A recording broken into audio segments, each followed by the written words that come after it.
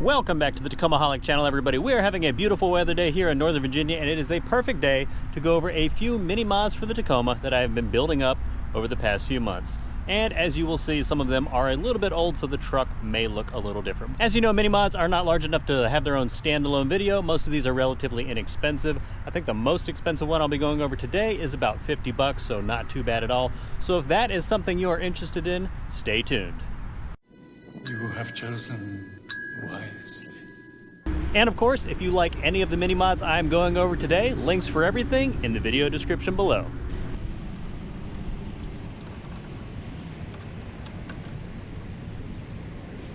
That's all I have to say about that. So I did the antenna swap to the stubby. I think there's a term for this. I don't know, it's like a police style, I don't know, something like that. Insert it down below if you know what these are actually called. But last time I went off-roading, the other antenna I had was vibrating all over the place, driving me crazy. So switching to this one, the reception should be the same. This thing gets great reviews. So next time I go off-roading, I'm excited to see the difference and really not hear that annoying vibration. Obviously this is so short and hard. Again, insert your joke down below. Shouldn't really move that much. Quick interior mini mod, and probably my most favorite one on this list, even though I have an automatic transmission. I finally found an automatic shift knob that I am in love with and that won't break the bank.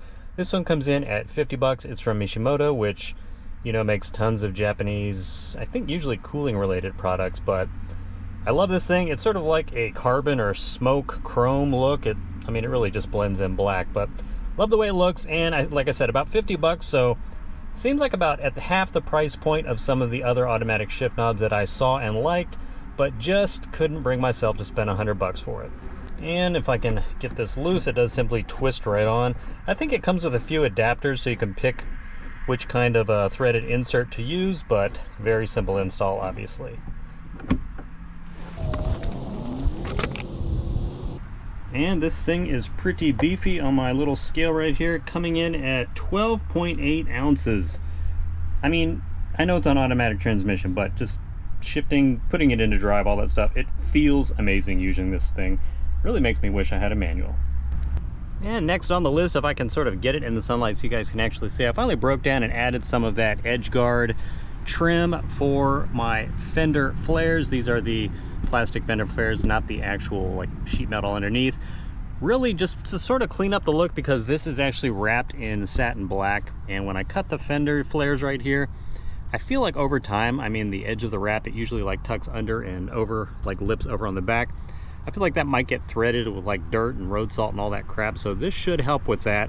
I've heard these like sometimes trap water in there, but this is just plastic, so no chance of that rusting. There are several different kinds of this you can get. I'll put a link for the one that I'm using right here in the description below, because I tried a different one and it seemed a lot tougher and sort of really a pain to get on here, especially for this, which is just plastic and sort of like moves around while you're trying to install it. So this one is much more malleable, easy to put on, and of course you just cut it to place. And I'll show you the quick install method I use, sort of like using my palm to mash it into place versus a hammer that I felt made it go on relatively easily.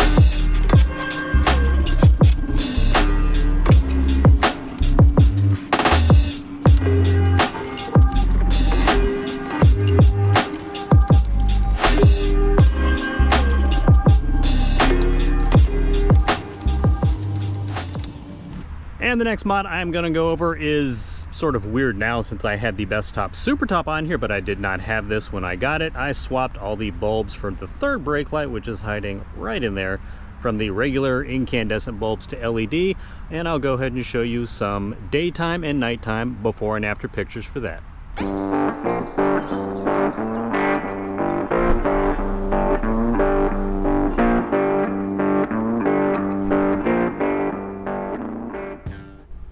And the last mini mod for today is pretty simple, but I got some of these seatbelt clips, so if you are off-roading and don't want to hear the seatbelt chime when you're driving over, like, what is it, 10-15 miles an hour, that'll come on if your seatbelt's not on, you can obviously just insert this just like a regular seatbelt clip and get rid of that noise. I know there's a mod, a simple way to disarm that, but I figured, I don't know, I live in a state where they have like safety inspections. That might be something you could fail for.